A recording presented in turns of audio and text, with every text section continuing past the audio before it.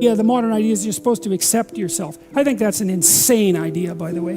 Really, I can't think of a more nihilistic idea than that you're already okay. It's like, no, you're not. And the reason you're not is because you could be way more than you are. And so what do you want to be? You want to be okay as you are? Or do you want to strive towards what's better? And I think you can do something as simple as just sit on your bed and think, okay, there's probably like 5 things I could do today so that tomorrow morning is slightly better than this morning was, or at least I'm not falling behind.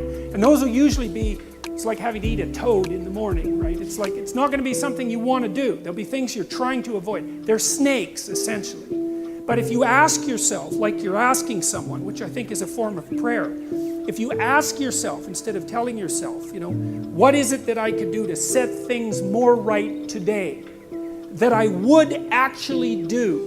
It's usually some small thing because you're not that disciplined, Then you can go do it. And then you put the world together a little more when you do that. And that spreads out. But you also construct yourself into something that's better able to call order forth from chaos. And that makes you just incrementally stronger. And then the next day, you can maybe take on a slightly larger task. And you get the benefit of compound interest if you do that. It's a tremendously powerful technique. And I think if you do that, at some point, instead of just having to fix things up that are not good, you'll start to get a glimmer of the positive things that you could do, the positive things that you could do that would actually constitute a vision. And that's what I would recommend. What you most want to be found will be found where you least want to look, essentially. And it's so interesting because it means that if you're willing to turn around and to stand up straight and face the darkness like fully, what you discover at the darkest part is the brightest light.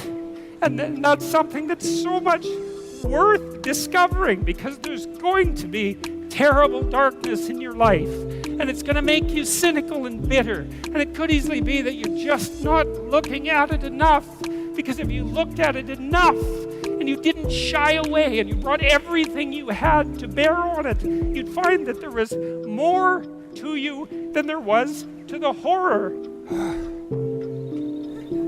Anyways, so what happened? Well, I made some videos and I got to the bottom of some things, at least as far as I could tell, so I told you what the bottom is, and then I got this idea about what you might do about it, which isn't my idea. It's not my idea. It's an old idea. It's far older than Christianity. It's old. It's the oldest story of mankind. Get yourself together.